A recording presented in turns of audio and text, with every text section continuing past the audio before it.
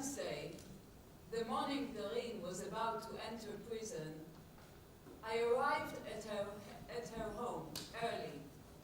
There were already quite a few people there. Family, friends, parliament members of the Ballot Party. They were sitting in the yard drinking coffee, and a few Israeli activists who looked a bit sloppy next to the Palestinians in their pressed suits. At 10, Dareen was about to enter Jalame prison. I knew it would be hard to catch her alone, so I asked her to come with me to her house for a second. I told her, listen, there is going to be a festival at the theater. I was thinking about it. I want to give you my body and my voice. I will stand on the stage and you will speak through me. What do you think? What is the most important thing you would like to say? I already knew quite a bit about Dareen from the past year. Her favorite color is green. Her favorite food is vegetarian and cold. She doesn't eat hot food. She doesn't like coffee. She drinks juice. Her body is weak. She doesn't go out to the sun or exercise. It affects her posture. I saw her picture from childhood. I heard stories about her favorite grandmother, Khadija, and about her donkey, about her two cats, Kadi and Simba, about her childhood friends, and how she got electrocuted and hurt her hand as a small child. Our convoy was about to set out for the prison, and I heard more people arriving. She took me to her room and quickly began giving me things. 2 huge binders with all her trial protocols, all her paintings packed into files, all the pages she got from the prison service, the book she'd written, a flash drive with more of her paintings, photos she took before her arrest, photos she took during her house arrest, her poems, her stories, the letters she'd written me, and she even gave me a puppet someone had made her of the judge, Adi Bumbilia Einstein. Okay, anything else? Yes, a hijab. A hijab? A hijab. We went out. I filled the car trunk with all these Dareen, and then she said, wait a second. She took her ring off her finger and put it on mine. I cannot enter prison with that.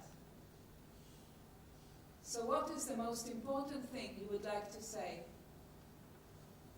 Reconstruction number 1.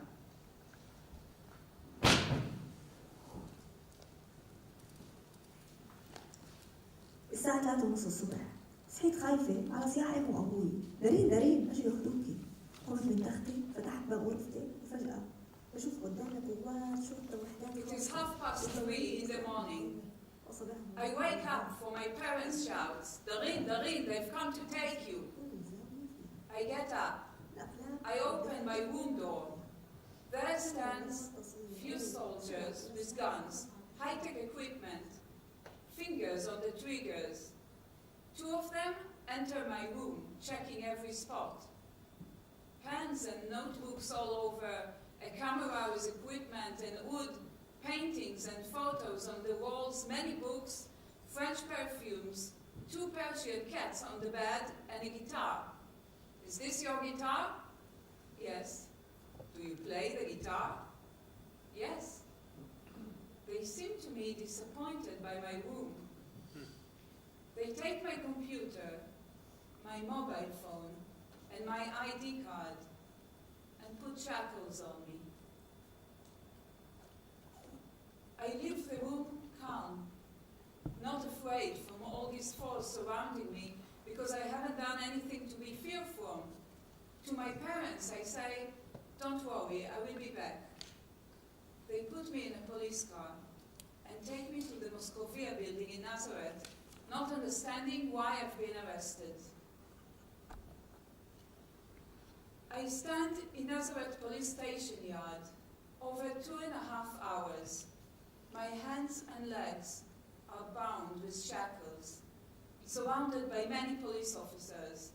Everyone who passes me tries to drag me into an argument or insult me. Hey, we have a new terrorist here. Want a weapon, huh? Want to shoot me? You have a face of an Arab garbage. I try to find a way to bear this reality, to understand what is happening with me. I'm scared now. I'm really scared. But this situation also gives me courage. I keep quiet. I don't let them get what they want, to get me angry or make me do something they can use against me. This show goes on. Finally, a policewoman arrives and orders me to follow her. I begin walking in slow steps, limited by the shackles on my legs. She walks quickly and drags me along behind her. We walk down a long corridor, then comes the stairs. Here I stop because the shackles around my legs are hurting me. I ask her to loosen the chain a bit. She refuses completely. Keep on walking and shut up. I walk alone, hearing the arguments between her and the other officers about how there is no clerk at the reception to register me and no policeman in the station to question me. They look angry and confused. They yell at each other and begin swearing. They don't know where to take me. So we wander around the police station halls for about half an hour. Finally, the clerk arrives, writes down a few particulars, and a policeman asks them to bring me to his room.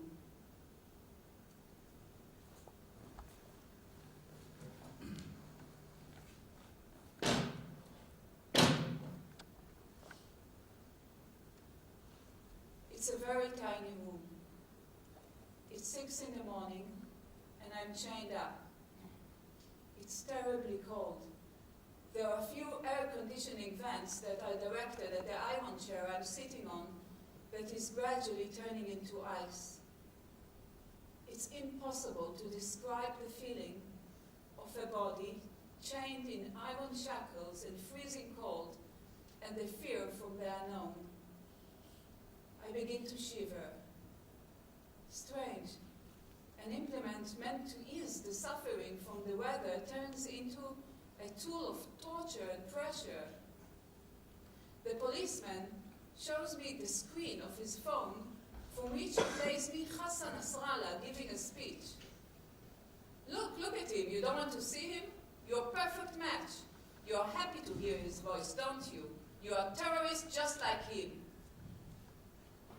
I don't answer. I focus on the policeman's shirt, trying to read the name tag over his pocket. I can't. He fixed it in a way that makes it impossible to read. The policeman finishes playing Nasrallah's speech for me, and into the room comes a man with a warm winter coat and a civilian cloth.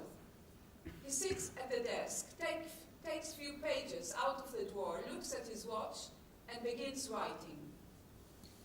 You are suspected of incitement, promoting violence and terror through Facebook posts. What is your response? Without lawyer, I will not speak. For 2 hours, I sit in this body refrigerator till they have an order to move me to another room. It is 9 o'clock in the morning. I'm surrounded by many police officers that force me to stand at the doorway of a room with a wooden door.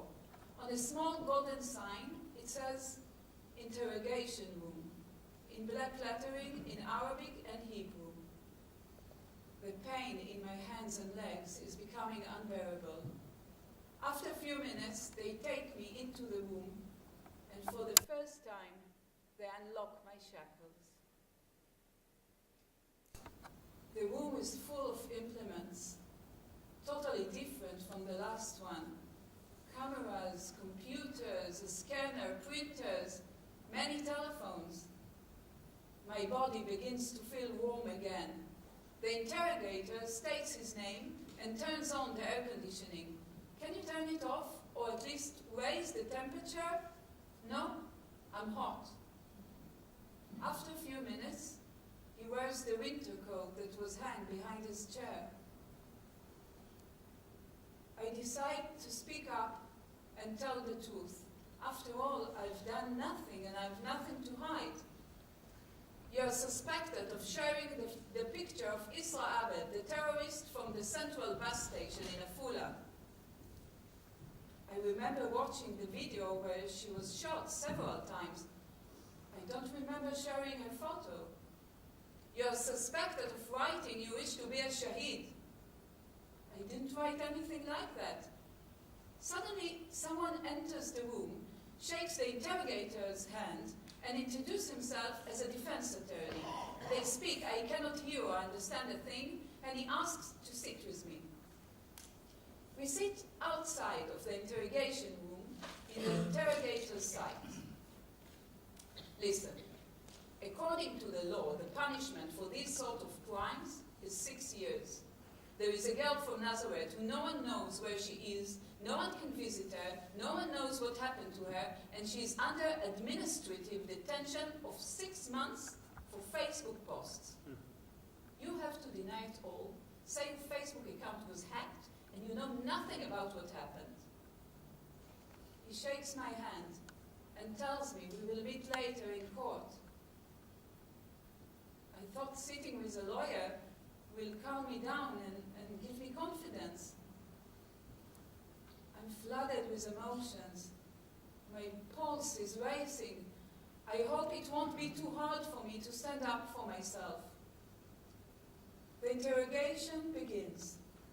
The interrogator asks, and I answer. Moment after moment, everything crumbles. Everything is getting confused in my head. The situation, the claims, the things get entangled. The 6 years the lawyer mentioned echo in my brain. I curse my situation, and in the midst of all this confusion, I just say what the lawyer advised me and deny it all till I appear to be like someone who has no memory and makes no sense. The pages are printed. Policemen called in again. I'm chained again. And again, they put me in a police car to go to court. The hearing is very brief. The prosecution asks for remand. The judge approves. The defense can do nothing but agree. I'm taken to a holding cell in the court. It is a narrow rectangle of a cell, 1, 2, half wide, 1, 2, 3, 4 length. A blue iron door. It's very cold. The air conditioning is running on high. The floor is red concrete. The walls are so dirty I can hardly look at them. Opposite the door, there is an old smelling toilet and an iron water tap, both revolting, not to mention the filth, the rust, and the mud that have built up on them. The entrance to the toilet is open, easily visible from the salesman door, and from the ceiling hangs a surveillance camera. In other words, whoever wants to use the toilet has to know that there are eyes watching him, from the camera, the iron door, or both. I'm very thirsty, but I drink nothing.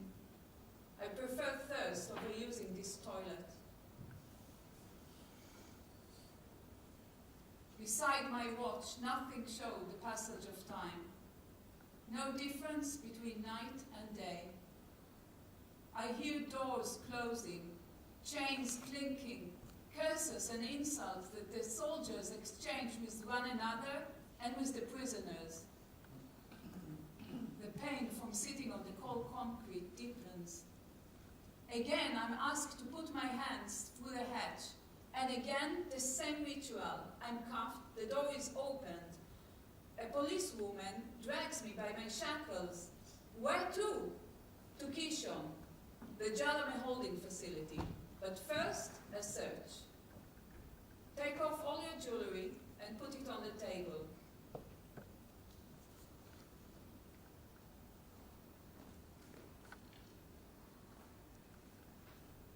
I leave my watch because I know something about prisoners' rights. She orders me to take off my watch as well, but after I tell her it's my right, she agrees. Hands up. The policewoman stands opposite me. She puts on plastic gloves and passes the electronic device over my whole body several times. Take off your shoes.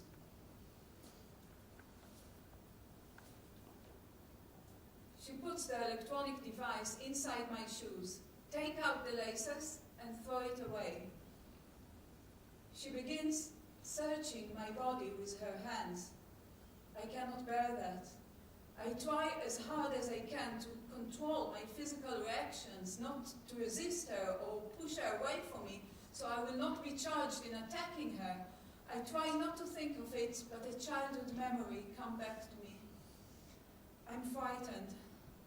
I'm trying to move away from her. I'm moving back till I bump into a wall. The same fate is hunting me, even though the details are different. I want to tell her how I truly feel and where this search is taking me back to, but I cannot speak. Strip. I ask not to strip. There is no choice. I have to do it. These are the rules.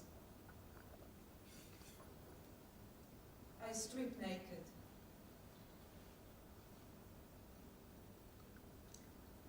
The first time I met Dareen was in a cafe in Jaffa. This is the first time we met. Yoav Haifawi, an activist who took on Dareen's story, asked me to produce a solidarity event for her in Jaffa Theater. Till then, I knew Dareen's story in general. From 2015, I knew there is a poet who was arrested for a poem she'd written. I asked Yoav to get us together. Dareen just got a permission from court after a year and a half in restrict house arrest to go out for a few hours every week with her custodial parent, Ofra. They came to Jaffa. At the beginning, I sat next to her and I was trying to speak with her. Or more correct, I was trying to hear her. She spoke so quietly, I really needed to concentrate to understand what she was saying. I tried to open a conversation. So, how are you? Fine. What? Fine. She was whispering, I could hardly hear her. And then she said, and how are you? Me? I'm fine, I'm doing great. The conversation wasn't really going anywhere. And then suddenly many more people arrived and the mess began and everybody wanted to speak with Dareen and they ordered food and drinks. And then, out of nowhere, a leftist poet arrived, took a chair and sat down between Dareen and me. End of story. Reconstruction number 2.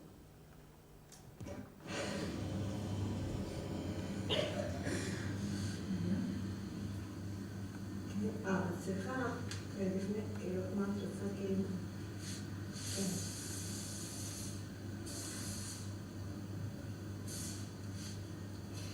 ככה? בבקשה? כן, עכשיו קצת.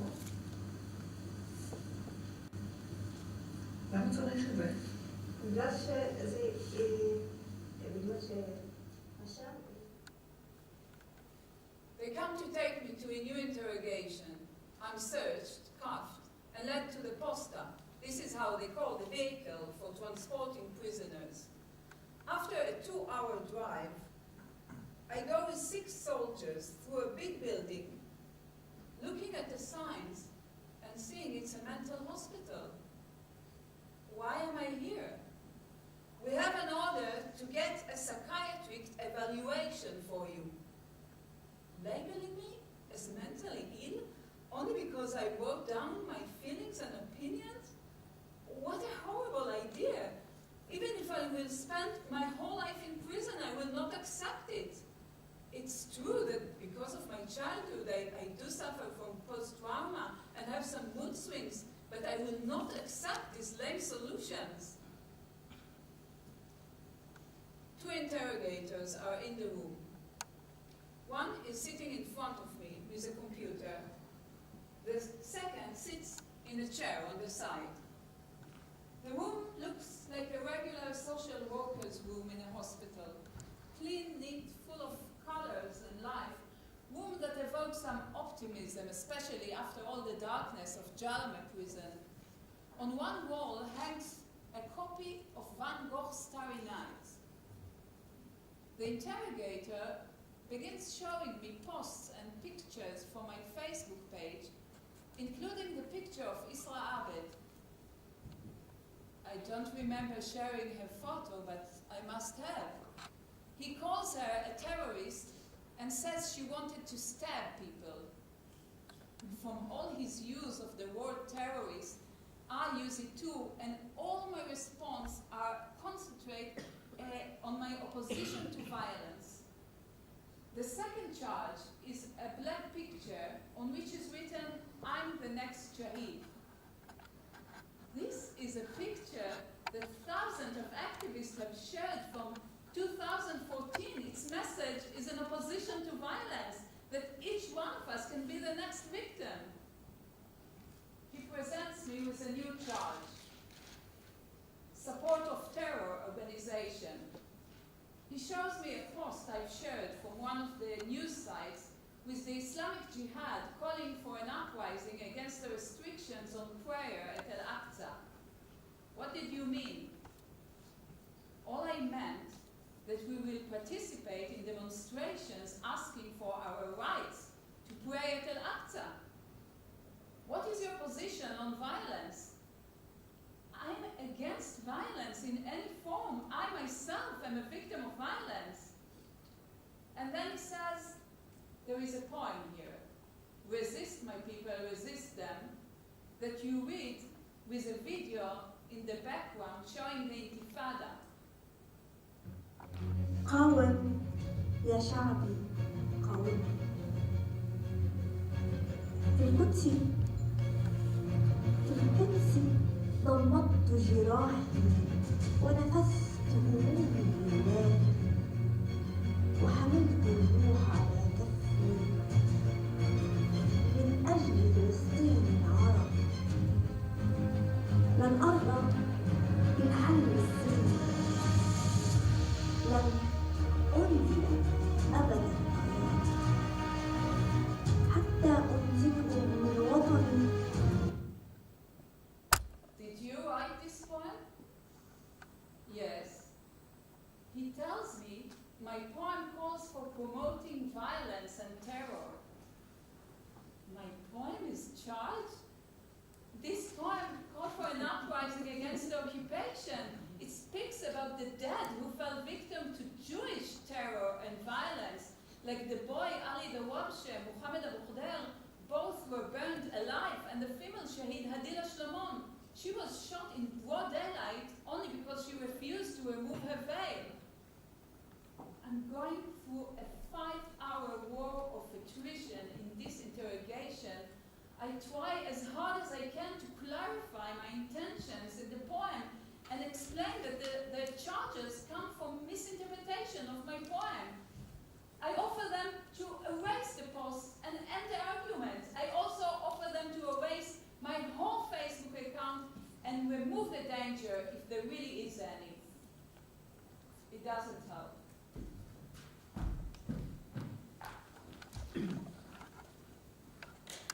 When I arrive at the ward, a nurse takes me into a room.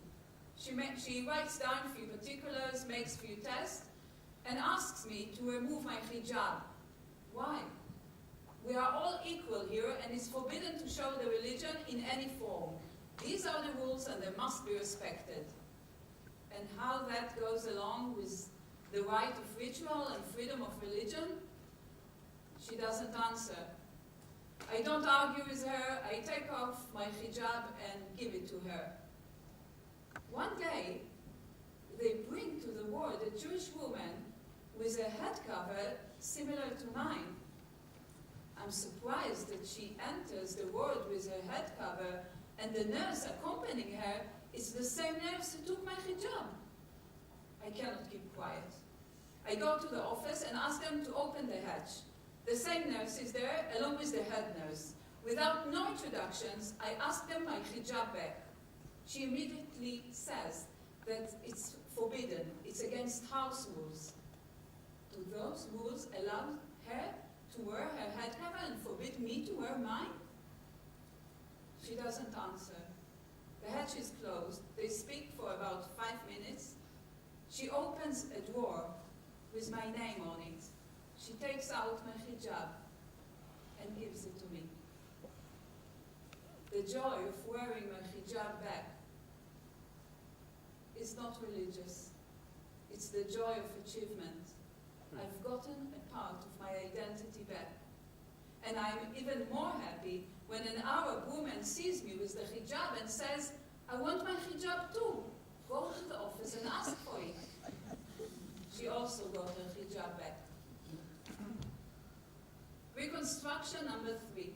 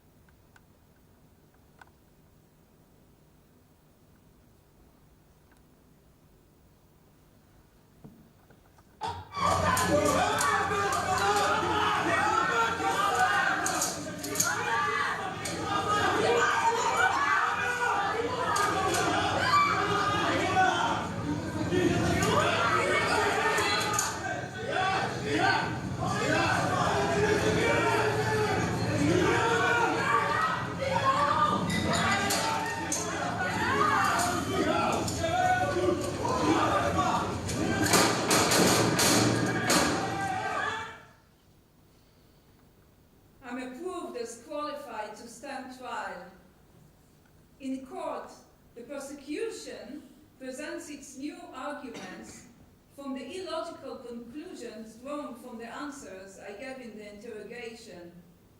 The prosecution requests another remand. The judge approves and adds, I want to carry out terror attack, stabbing and running over the Israeli Jewish public. I'm taken to a holding cell again. I want to read the protocol, especially the part about my poem that is now charged in incitement. In the cell, I'm surprised to see a young girl with a hijab. She sits on the concrete bench. I greet her, and she answers with voice choked with tears. I begin reading the protocol.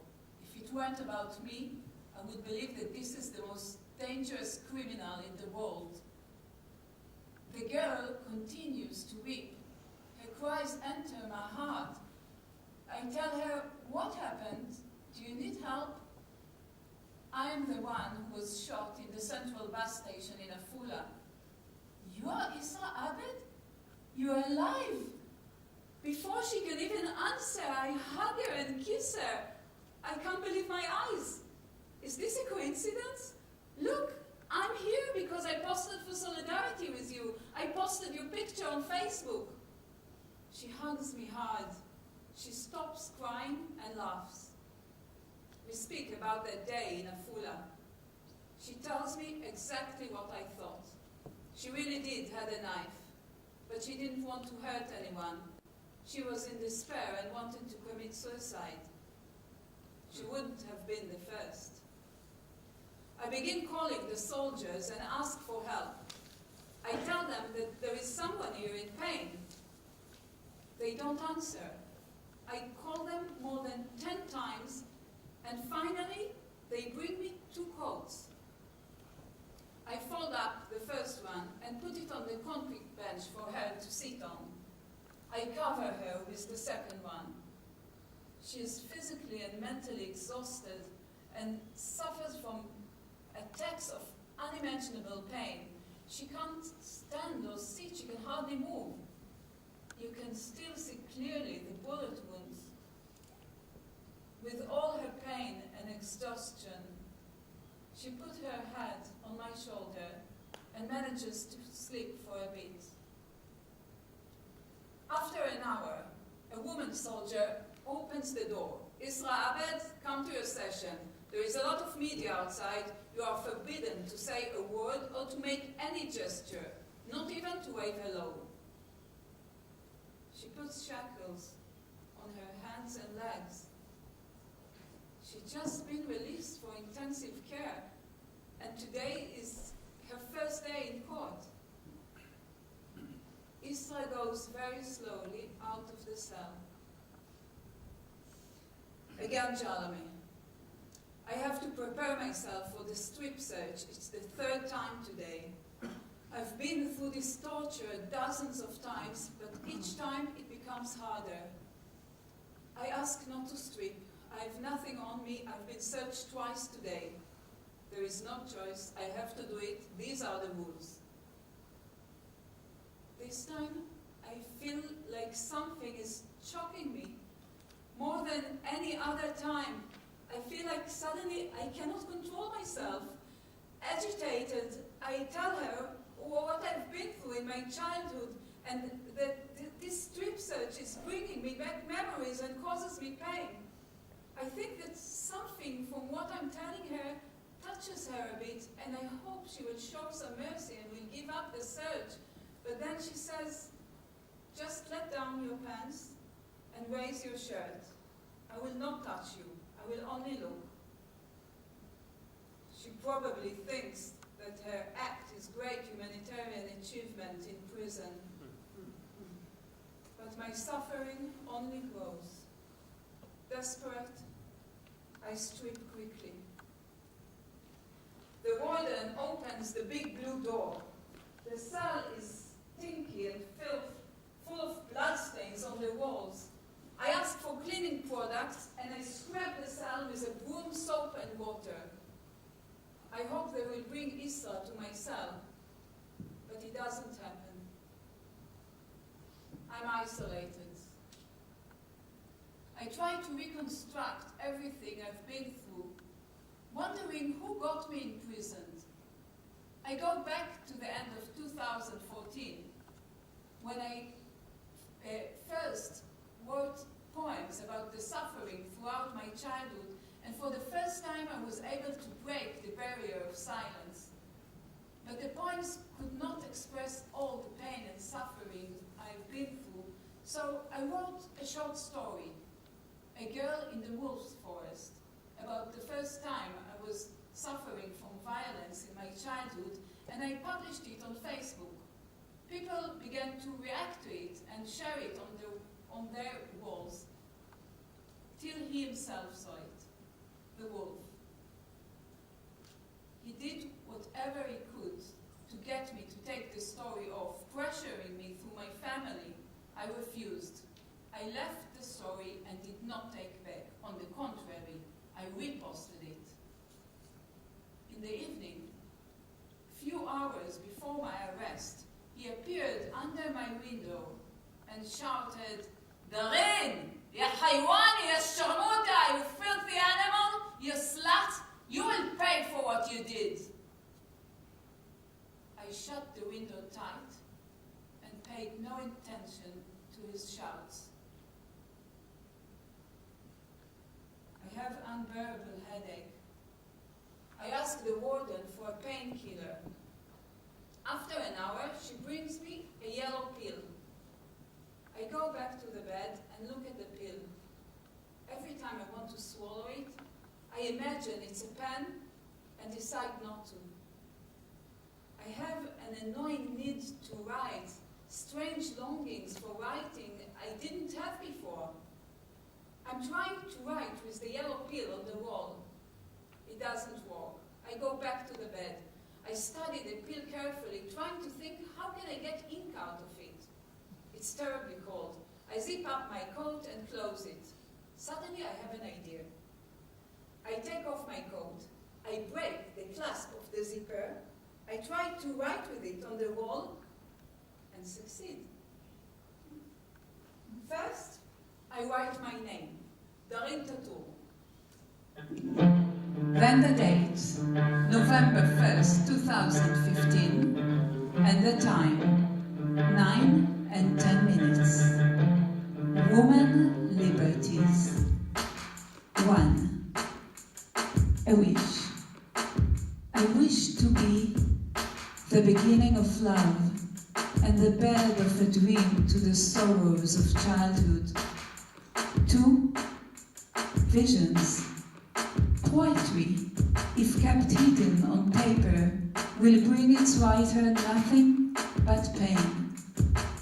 3. Equation.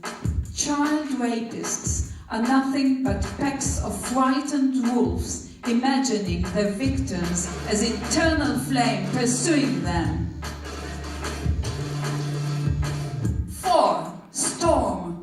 Thoughts are like the wind. It cannot be chained. 5. Will. Violence can harm the body. It fails to bend the will. 6. Identity. My name, poet. My family, the prisoners. My language, challenge. My nationality, freedom. My letters, pictures of homeland. My words, a bread of the poor and the forsaken. My paragraphs, the music of the dead. 7. Disability. In prison, walls are impossible to lean on. It broke the prisoners' backs. 8. Ears. The moan of longing fills the cells, only the walls are listening. 9. Childhood. Childhood is a sad song. It brings me to tears every night. 10. A cell. You can imprison the poet's body. You cannot imprison her thoughts and imagination. I forget my headache. I put the pill in my coat pocket. I return the magic pen to its place and fall asleep. In the morning, they take me to a new interrogation in Nazareth police station. I wait in the cell till 4 in the afternoon, and then they tell me that the interrogator hasn't arrived and the interrogation delayed. I ask you, Julie, this is your name, right, Julie? Can you do it without the stripping? I have nothing on me, I swear. Julie stops me and says, don't worry. The warden who was here before told me about you. I will not search you.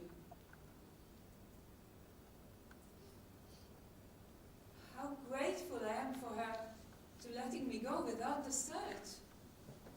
Her answer was so human, so surprising.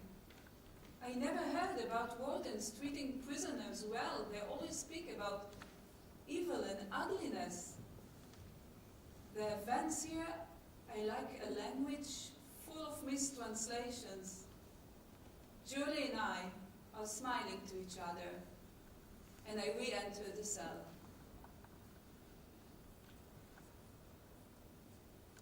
This whole story with Dareen happened just when my play, Prisoners of the Occupation, a play about political prisoners, was banned from the Akko Theatre Festival. The whole festival collapsed. I was crowned both a terror supporter and the freedom of speech hero. Neither of these titles really suited me, but I decided, despite of it, to keep on writing the play. At first, I knew only Bassel Ghattass, a Palestinian politician from the Balad Party who was devoted for the prisoners' struggles. He was the first one who spoke with me about the prisoners. After he got imprisoned, I was looking for prisoners who were released. Somehow I found one, and then another one, and another one. Some were 48ers, and some from the West Bank. My life began to be drawn into the prison scene. I started to feel responsible. A contact was made with Walid Daka, who is still in prison. Till then, I was familiar with his writing and stories about him, and suddenly he himself wrote me a scene for the play. And then I met Dareen again. I told her about prisoners of the occupation, and she said that she too can help. We were sitting in her living room. I was just writing the first scene of my play, a scene about interrogations, terrible scenes, sweat, smell for urine, beating, sleeplessness. 4 men in a room. Dareen told me, think about it. This whole story about the occupation is always told through men. Your soldiers beating our men, imprison them, kill them. We, the women, we're just the collateral damage. We're not the actors. We're not even the victims. We are on the side, not speaking. But think about it, our story is much more complicated. We have story both with your occupation and with our men. I'm sick of hearing men's stories about men all the time. Suddenly I felt so ashamed. Why didn't I think about it myself? What am I dealing with this subject for? What am I, crazy? I don't understand anything of it. How did I get here? A phone call, coffee, meeting, boom, I'm at the eye of the hurricane. But Dareen took this project seriously. She helped me with the play. She told me stories, wrote, read scenes, gave me comments. Suddenly, I had a woman advisor on the men's stories. I began to visit Dareen more. Once a week, I left Tel Aviv, my daughters, and the theater, and went to Dareen, who was under house arrest. We walked on the play. I would read her a scene, and she would give me examples from other stories she knew, and then from her own. She started sharing with me more of her experience in prison, and what began of one of the side stories for prisoners of the occupation gradually turned into a story of itself. Reconstruction number 4.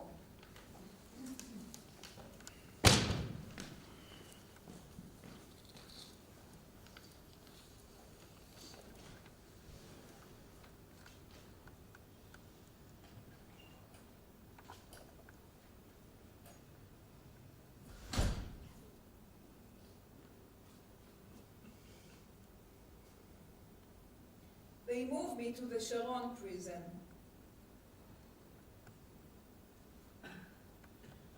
The posta.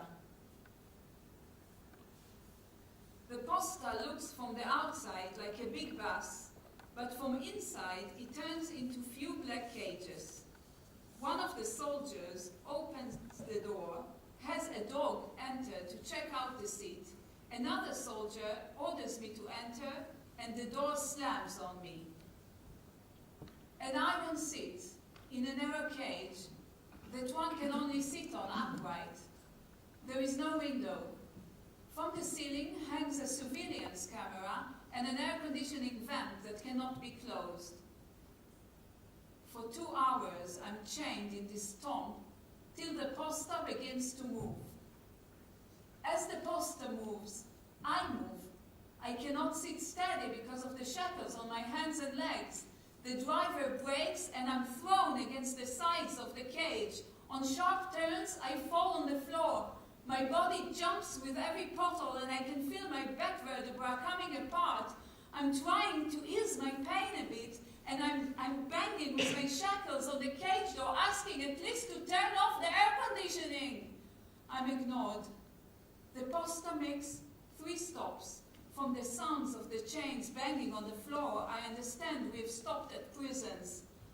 I hear the prisoners' cries from the other side of the posta, asking to use the toilet, banging with the shackles on the cage door, rattling the posta so hard I was fearing it will turn over.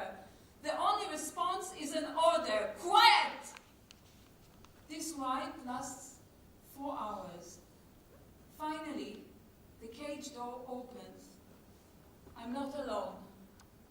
Dozens of prisoners come down from several posters in small group guarded by soldiers and police dogs. I'm the only woman. Small square cages made of iron bars. Dozens of prisoners are crowded into them. Only one is for women and the rest is for men. Everything filthy. Sewage flows underfoot throughout the place. I try to understand where I am, and with great effort I manage to exchange few words with one of the prisoners. He tells me it's a place called the Passageway of Ramle Prison, an absorption station.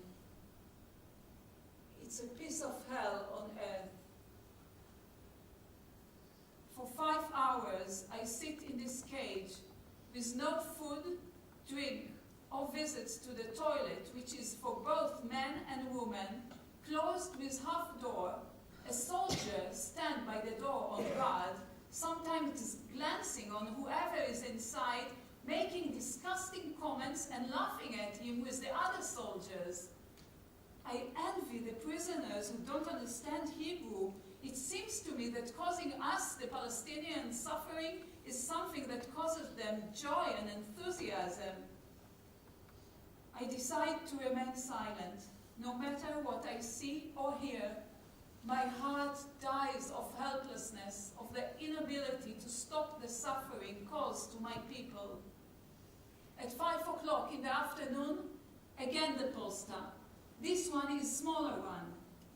After a 10-minute ride, the cage door opens and a soldier lets a dog in and says, "A present for you."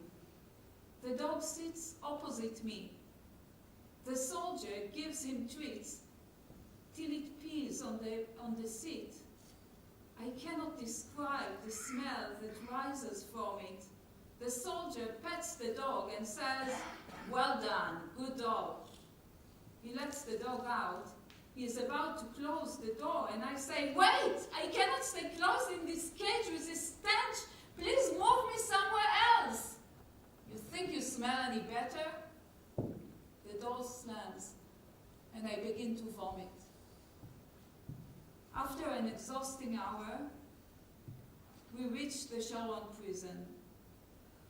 The transfer from Jalame to the Sharon, a ride that usually takes 2 hours, was more than 12 hours with no food, no drink, and no toilet. It is 6:30 in the evening. I can hardly stand any longer. My body is on wounds, my head pounding. I go with a woman soldier. 3 more soldiers are following us down a long corridor. I pass through a few electronic doors. My headache turns into dizziness, and I feel I might collapse and fall every second, but I take a deep breath, and it helps me to stay upright. I arrive at a yard with few rooms around it. An officer comes to receive me, checks out the document, verifying it's me in the picture, and open one of the iron doors. A woman soldier takes off my shackles. I enter the cell, and the door slams on me. It's a very small cell. Dark, filthy, horrible smell. I begin to vomit again, as if I get rid of all the toxins that have built up inside me from the beginning of the arrest till now. The only light in the cell comes from the yard through a small hatch. The walls are covered with rough concrete, make it impossible to lean against them. I can only sit on the floor and put my head on my knees. I try to call the wardens few times. No one answers.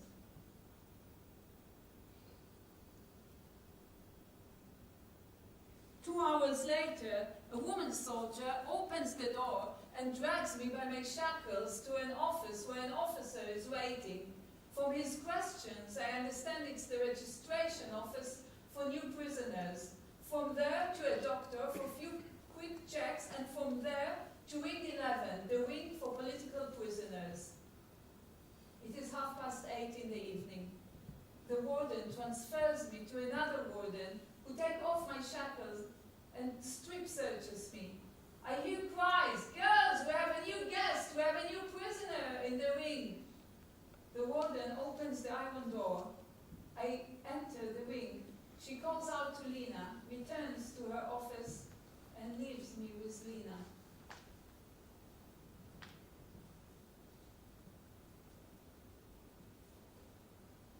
The prisoner, Lena Gerboni. I heard a lot about her and knew her from pictures and articles about her struggle in prison. I stand before her, silent, amazed, and moved. She stretches out her hand towards me and shakes it. I shake hers back. She asked me to come with her to her cell for a short conversation. I feel that I stand in front of a paragon of willpower and stamina, a rare quality in our time. The fact she was in prison for 15 years makes me respect and esteem her for her great sacrifice. She wishes to introduce herself. I tell her there is no need to. She explains about the prison and its rules, how things work in the wing, and the special rules for political prisoners. I get nothing, and I ask no question. Lena registers me in cell number 7. In the cell, 5 prisoners, and I'm the 6th. I greet them. They introduce themselves by name and give me a warm welcome, full of love and respect. On a small plastic table, they serve me with a vegetable soup, rice, maluchia, a piece of chicken, bread, cup of leban, and bottle of grape juice.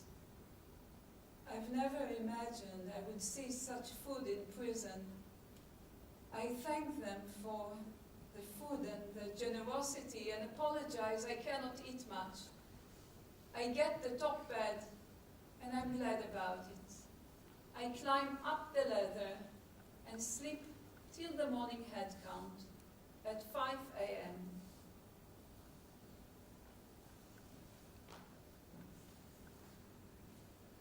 Every week I have to suffer a day or two of riding in the posta to my court hearings that go on with no positive results.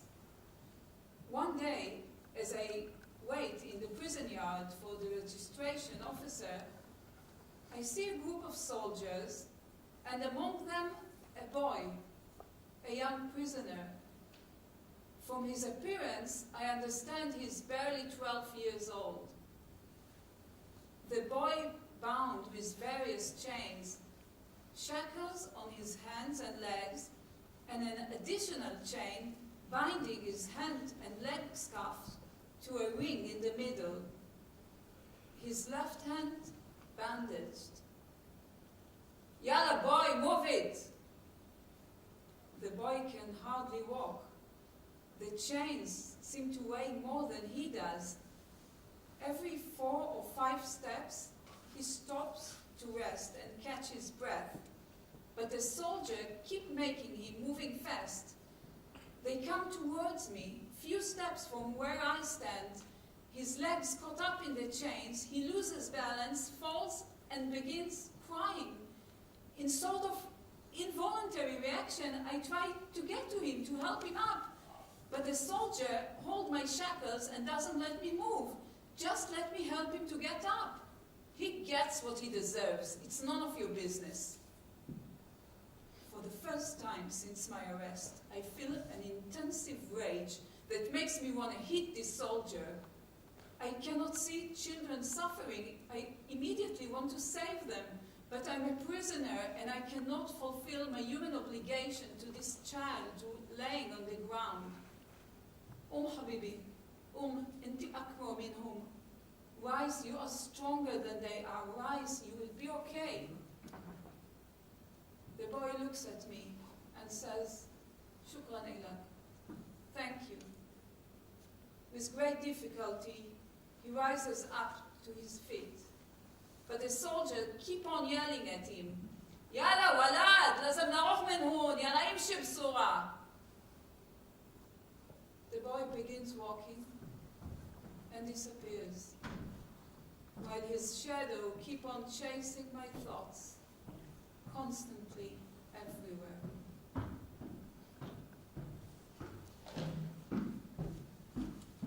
I began attending court hearings with Dareen at Nazareth Court. The first time I came, I sat next to Dareen in the front bench, and throughout all the hearing, I held her hand. I could actually feel what she was going through only by holding her hand. When the prosecutor said something that annoyed her, her fingers would stiffen. When she wished to say something and couldn't, she would squeeze my hand hard, or her thumb would begin to tremble. With all these hands movements of hers, I suddenly felt that my hands are sweaty. My hands are usually dry. What is happening with me? Why they are so sweaty? I hope Dareen didn't notice. A week later, when I came to visit her, she showed me a new painting of hers.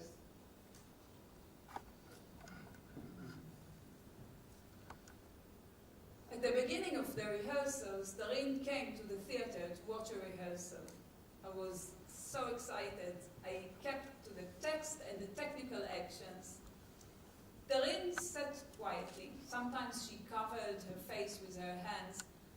And when the rehearsal was over, I could hardly look at her. What is she thinking about? So quiet. 2 days later, I got this email. I am a poet, and emotions interest me greatly and catch my eye. Sometimes I felt you had come out of the emotion, perhaps because it was the first time I was at a rehearsal and you were considering my feelings. Don't feel pity for me. Act out Dareen and Einat. As much as I love you, feel it. As much as I hate the wolf, show anger. As much as I suffered the abuse and the violence and the prison and the searches and the arrest, cry. And remember the first time I cried in front of you and in front of everyone at Gabi's office, and then smiled as if nothing had happened. Remember my smile and smile. How I held on through all this time, breathe in the air and get over it and act the strong Dareen if I was really strong.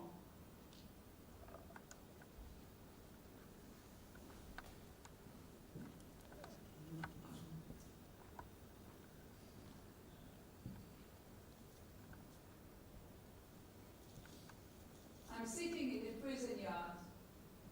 It is a square yard with a red concrete floor. The sky is showing through it like a square full of bars. I'm sitting on a plastic chair in the yard, staring at the floor, and my mind goes back to second grade. The red floor reminds me the school chairs, the red circles and lines that the teacher would draw around my arrows. I was a shy, well-behaved student, smart and ambitious. I always knew that I would be a writer when I grow up. I remember the day that the teacher gave me a spelling notebook in Arabic after I got the grade 10 3 times in a row. She gave me a red sticker and put it on my forehead, and another green sticker she put on my notebook and asked the whole class to applaud. I went back home happy. The applause still echo in my ears, and the spelling notebook in my hand. I was near home when he saw me, the wolf. I had 2 pigtails and blonde hair. He stopped me. I told him him, I got 10 out of 10 in Arabic. Come, I will buy you a present. He told me and took me to a store. He grasped my hand and dragged me off far away from home to a small abandoned room next to his home. He pushed me in, closed the door. He lit a small flashlight. He took my school bag off my shoulder and began removing my clothes while I stood staring, not understanding what was happening. I cried. I told him I'm scared, I want my mom. But he kept taking my clothes off. First my pants. My fear grew. I stepped back and said in a soundless voice, I want my mom.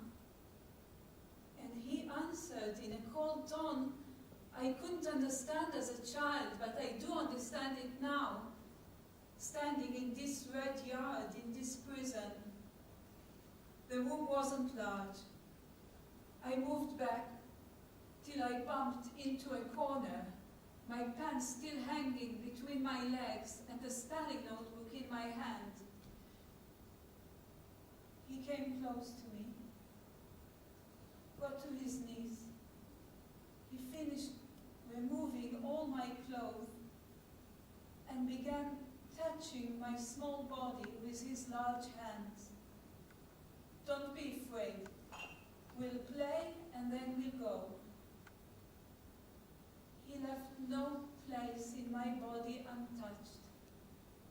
He played and I was lost in the world of fear. I don't know how much time this game went on.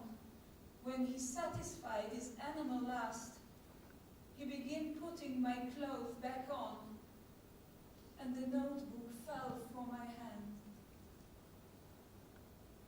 I hold my pen and notebook tightly, as if I'm afraid it will fall once again, although I am in prison surrounded by walls.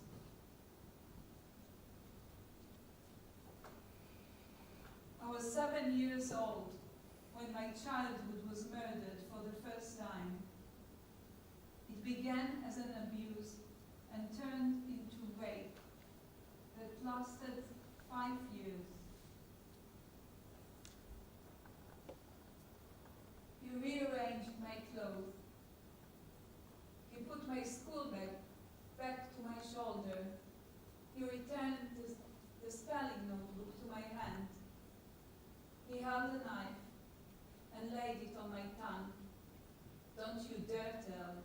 I will cut out your tongue and I will kill you.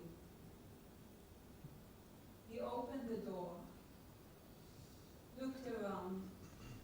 He pushed me in front of him and began tickling me and laughing as if he had done nothing.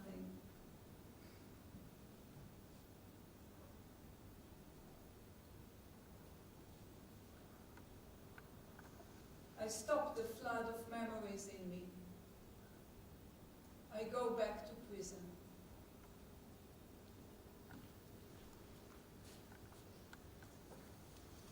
After 3 months in prison, Dareen was moved to a strict house arrest. Dareen sat in house arrest 2 years, 6 months, and 18 days. Outside her house, the world kept turning. The reality star Donald Trump, accused in harassment, becomes the President of the United States. David Bowie dies. Shimon Peres dies as well. Stephen Hawking dies. George Michael dies. Philip Roth dies. Hugh Hefner. Apple launches iPhone 7. Bassel Ratas enters prison and serves most of his sentence. Bibi and Sarah start their investigation for corruption. The prisoners open a 40-day, well-publicized hunger strike. The American embassy is opened in Jerusalem. El-Or Azaria, an Israeli soldier, shoots and kills Abd al-Fattah al-Sharif while he was lying on the ground wounded. He serves 19 months in prison and comes out a hero. France becomes the champion of World Cup. I was for Croatia. Lina Gerbuni is being released from prison. Neta Barzilai wins the Eurovision. Ahed Tamimi served 8 months in prison and comes out as an international symbol for non-violent struggle. Apple launches again iPhone 8, iPhone X. The nationality law passes in the Israeli parliament. The loyalty law is on its way, and it's impossible to read the poem Resist My People in culture centers. And in all this time, Dareen passes between her living room and her room. 6 steps forward, 6 steps back.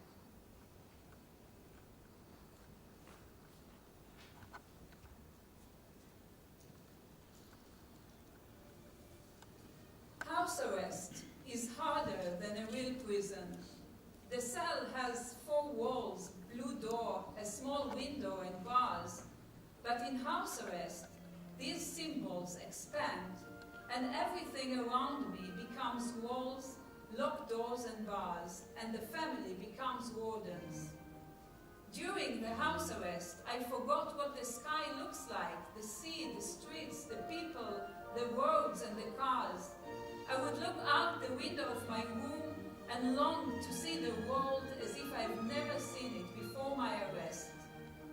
The more I suffered in my imprisonment, the more my poetry became published, translated into many languages, and heard by more and more people.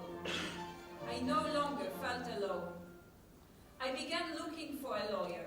This time I insisted on having a woman to defend me. From the moment I found Gabi Lasky, I felt I had been freed from the male dominance of my trial. My trial became a strange struggle between women, the accused, the defense lawyer, the prosecutor, and the judge. A woman opposing another woman. It pained me so much to see a woman put all this mental, moral, and material pressure on me. The testimony hearings began. The translator of my poem turned out to be an officer in Nazareth police who had studied Arabic in high school. He admitted to the errors discovered in his translation. After him came an expert on Hebrew poetry to determine what a poem is and if I'm a poet at all. Then, for several hours, a professional translator was questioned so as to interpret the word shaheed in the context of the poem. I could have told them that I have meant a victim. An entire trial goes on over a poem and some publications in Arabic when no one there understands the language or the culture or the context in which they were written. The court ruling was delayed again and again. Each time I heard about a new delay, I would go into the room, put on earphones and listen to classical music at high volume. The music was the only thing that could absorb my rage in these difficult moments. When the verdict came at last, the judge read it out in an unheard voice. Voices in the courtroom asked her to speak louder. She stopped reading, said she was sorry, that she was ill. Somehow everyone heard her when she said that. When they asked her to turn on the microphone, she claimed it was out of order and went back to whispering the verdict. I heard nothing. From reading the protocol, I understood that I was found guilty of all charges. I am no longer charged. I have now been officially convicted of incitement to violence and support of terror, and I must wait for my sentence.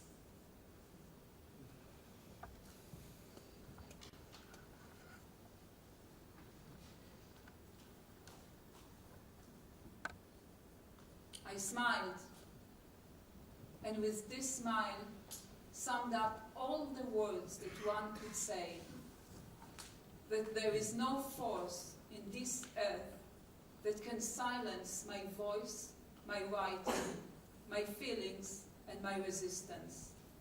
And to all those who are willingly taking part of it, they will be surprised.